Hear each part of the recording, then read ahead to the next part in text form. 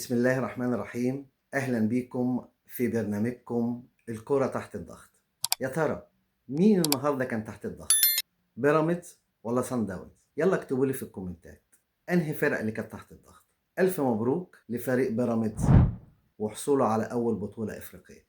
زي ما اتفقنا اللي احنا بنحلل أسباب الفوز. يا ترى في أسباب للفوز النهارده؟ أول حاجة هقولها رب ضارة نافعة.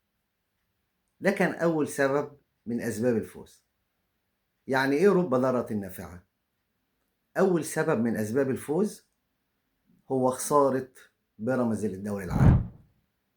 بيراميدز لما خسر الدوري العام أنا شايف اللي مجلس إدارته وجهازه الفني قالوا له زي إحنا ما قلنا الحلقة اللي فاتت، أنتوا خسرتوا الدوري العام، ما قدامناش غير اللي إحنا نثبت اللي إحنا فريق كويس ومحترم.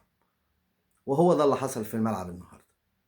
بيراميدز أثبت اللي هو فريق على قد المسؤولية. السبب الثاني لفوز بيراميدز المباغتة. فريق صن داونز ما كانش متوقع أبدا اللي بيراميدز يباغته.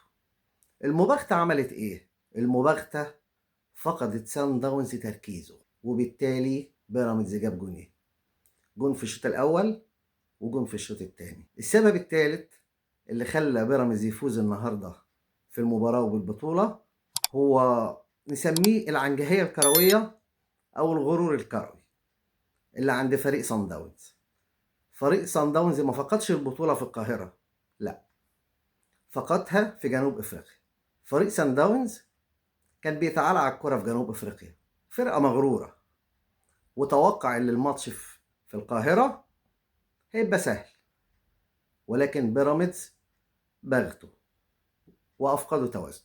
دي كانت أسباب الفوز النهاردة. ألف مبروك ومزيد من التقدم إن شاء الله. ولكن حابب أوجه رسالة بسيطة لفريق بيراميدز. انتوا حصلتوا على بطولة وبطولة غالية قوي.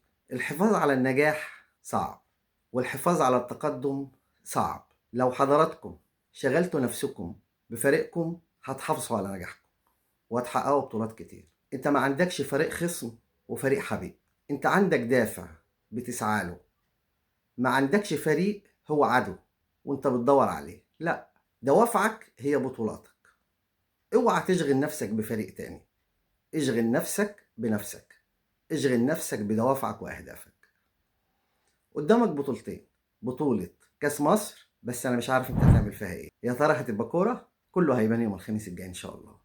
وبطولة السوبر الافريقي، لو انت سعيت لاهدافك هتحقق البطولتين وهتبقى فريق ند لاي فرقة في افريقيا كلها. خليك على قد المسؤولية وحقق اهدافك. اشغل نفسك بنفسك، ما تشغلش نفسك بحد تاني. شكرا. لايك وشير وسبسكرايب عشان يوصلكوا كل جديد. في رعاية الله.